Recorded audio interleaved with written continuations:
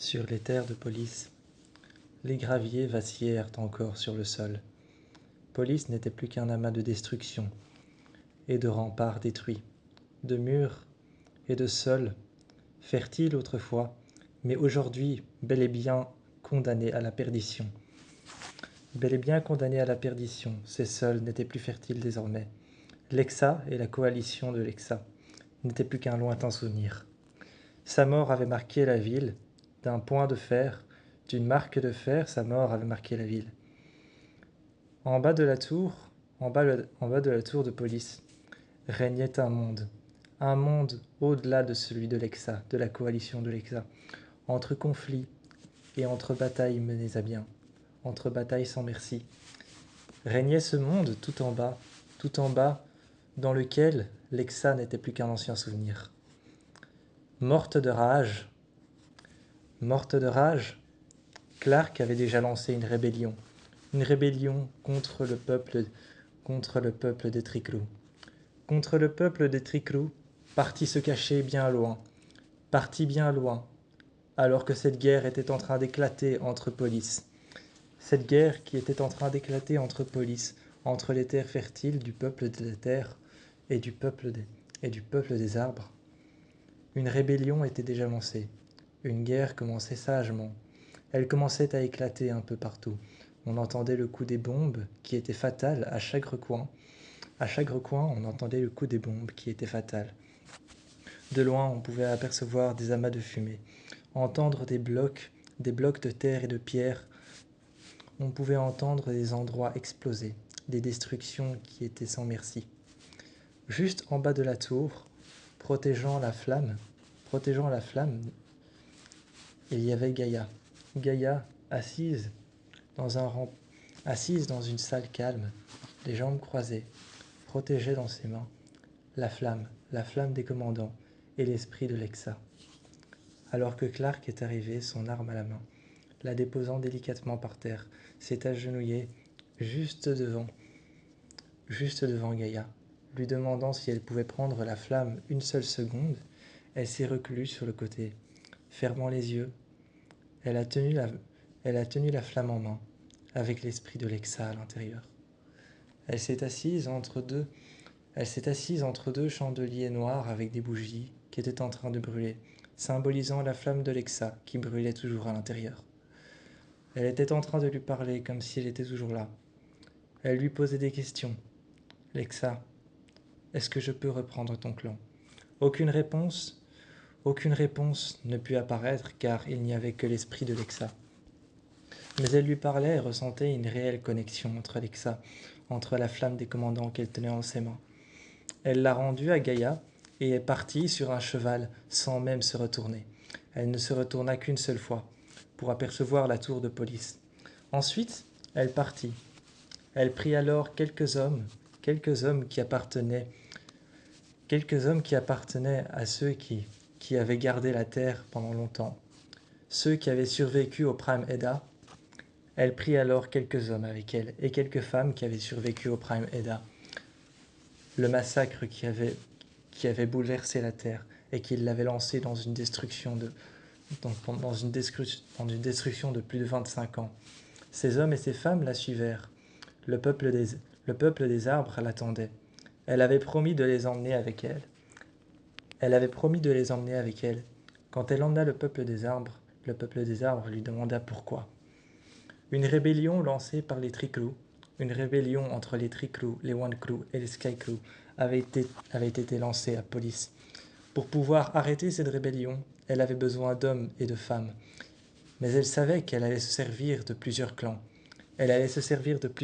Afin d'arrêter cette rébellion entre Triclous, One-Clous et Sky-Clous. Les Sky-Clous, eux, étaient en train de protéger Police comme ils le pouvaient. Mais la rébellion n'était pas finie. Les One-Clous et les Triclous étaient en pleine guerre.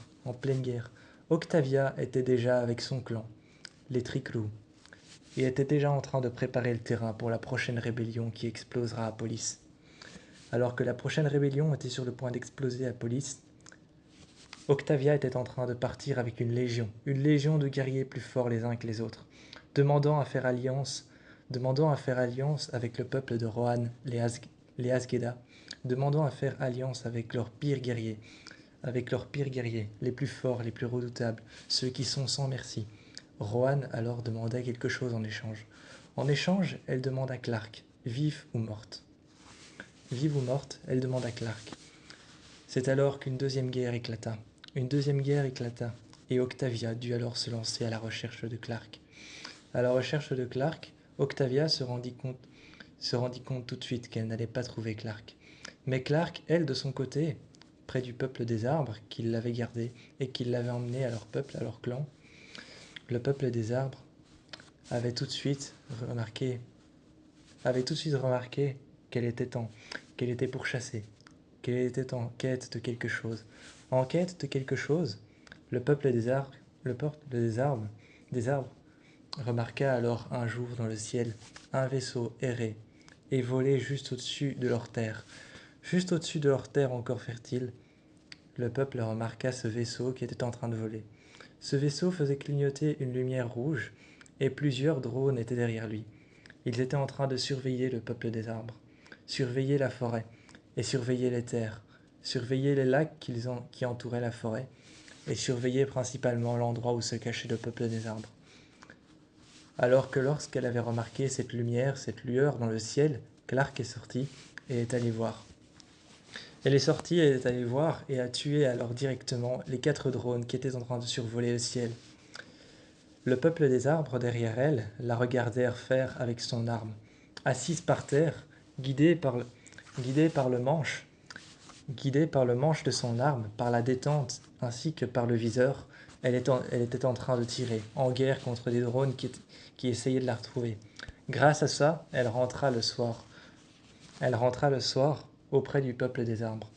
Protégeant la flamme toujours près d'elle, qu'elle avait gardée dans une poche soigneusement, elle s'était assise au coin du feu et parlait à Alexa. Elle parlait à Alexa et lui disait qu'elle allait garder son clan, qu'elle allait garder et le protéger. Avec elle, elle avait les Triclous. Elle avait les Triclous et les One Crew qu'elle avait acceptés en tant que protection des Triclous. Elle s'était souvenue que Alexa était une Triclou, était une commandante des Triclous. Elle avait repris leur camp, repris leur clan, et était partie pour essayer de mettre fin à ces deux guerres. Bien que ces deux guerres éclatantes les unes contre les autres, elle est arrivée un jour à Polis, se présentant avec ses armes et avec plusieurs légions derrière elle. Elle regarda Octavia en lui disant qu'il fallait mettre un terme à cette guerre. Mais les Asgeda derrière Octavia n'étaient pas de cet avis-là. Lorsqu'Octavia s'était retournée en disant qu'ils allaient se battre jusqu'au bout, qu'ils allaient se battre et même salir leurs mains de sang s'il le fallait, elle se retourna. Elle leva alors devant Rohan son arme, criant que les Asgeda allaient poursuivre cette guerre jusqu'à la fin, allaient mener à bien Polis vers un endroit plus sûr et plus sage. Clark s'énerva, son arme pointée sur le front d'Octavia. Elle la regarda et lui dit « C'est ça que tu appelles plus sage ?» Tenant son arme, elle la chargea, alors que Octavia était sûre qu'elle n'avait pas chargé son arme. Elle chargea son arme et laissa son arme contre le front d'Octavia, en lui disant « C'est ça que tu appelles plus sage ?»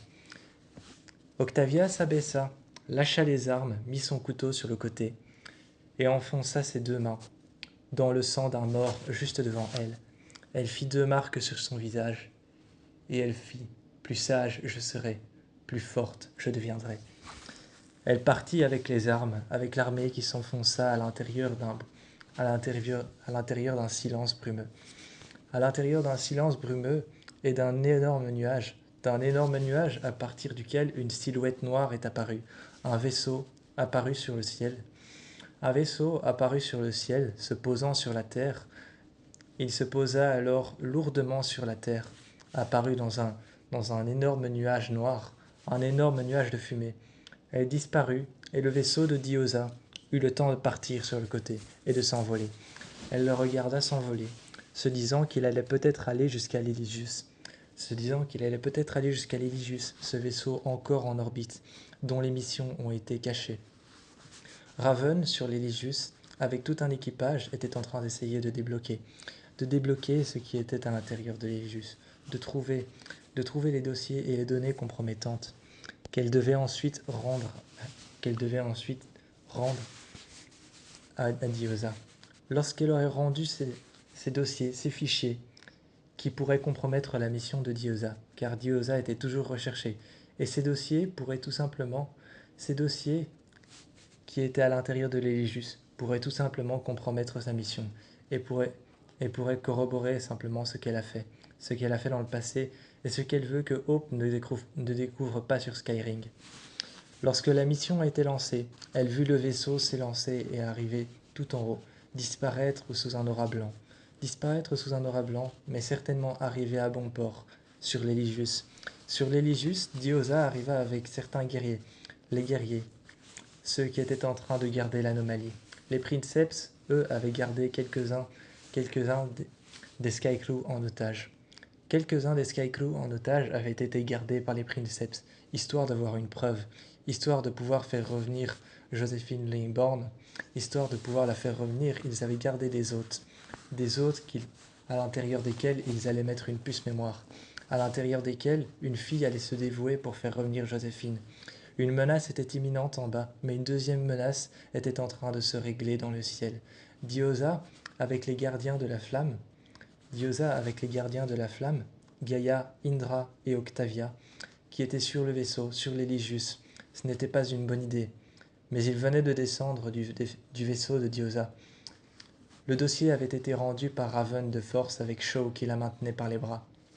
À côté, il y avait Murphy qui essayait de se détacher, de se défaire pour pouvoir compromettre la mission de Diosa. Malgré ça, il était retenu tout comme Raven, pris en otage et torturé par McCreary. Il fallait maintenant essayer de régler ces trois conflits qui se trouvaient à Polis, les Tricrew, les One Crew et les Sky Crew, dans une guerre fatale contre le monde et l'humanité.